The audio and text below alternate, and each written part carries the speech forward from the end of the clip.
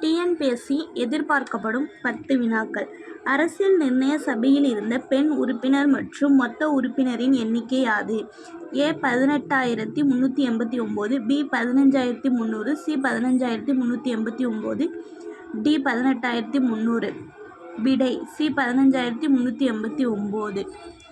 கீழே கொடுக்கப்பட்டவற்றுள் எது அடிப்படை உரிமை ஆகாது? ஏ ஓட்டுரிமை, பி சுதந்திர உரிமை, சி அரசியல் நிர்ணய சட்டப்படியான தீர்வு பெறும் உரிமை, டி கல்வி உரிமை. விடை ஓட்டுரிமை. அரசியல் நிர்ணய சட்ட இயக்க கமிட்டியின் தலைவர் யார்?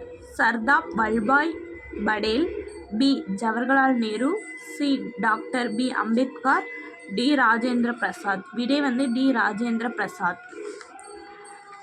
1688 நிறுவப்பட்ட இரண்டாவது பழமை வாய்ந்த மாநகராட்சி எது? A Chennai, B Bombay, C Calcutta, D Delhi.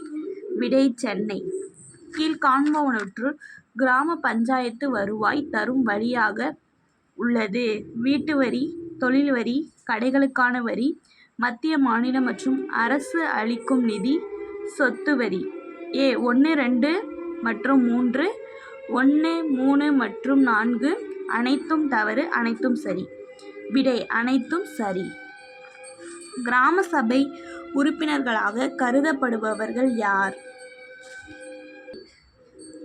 ஏ கிராம மக்களால் தேர்வு செய்யப்பட்ட பிரதிநிதிகள், வாக்குரிமை பெற்ற கிராம மக்கள், சி மாநகராட்சியால் தேர்வு செய்யப்பட்ட பிரதிநிதி, டி மாநில சட்டசபைக்கு தேர்ந்தெடுக்கப்பட்ட உறுப்பினர்கள். விடை டி வாக்குரிமை பெற்ற கிராம மக்கள்.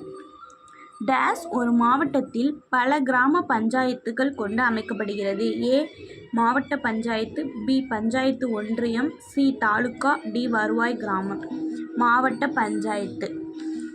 மாநகராட்சியின் தலைவர் என்று அழைக்கப்படுபவர்? A mayor, B commissioner, C தலைவர், டி ஜனாதிபதி. விடை மேயர்.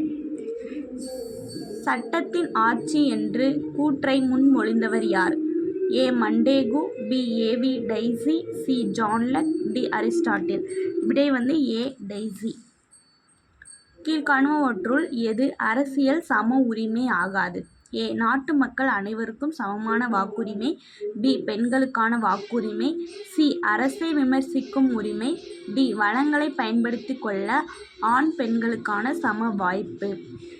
விடை வளங்களை பயன்படுத்தி கொள்ள ஆண் பெண்களுக்கு சம வாய்ப்பு. இந்த வீடியோ உங்களுக்கு பிடிச்சிருந்தா லைக் பண்ணுங்கள், ஷேர் பண்ணுங்கள், மறக்காமல் சப்ஸ்கிரைப் பண்ணுங்கள். இந்த மாதிரி வீடியோஸ்லாம் உங்களுக்கு வேணும் அப்படின்னா நம்ம சேனலை மறக்காமல் ஃபாலோ பண்ணுங்கள்.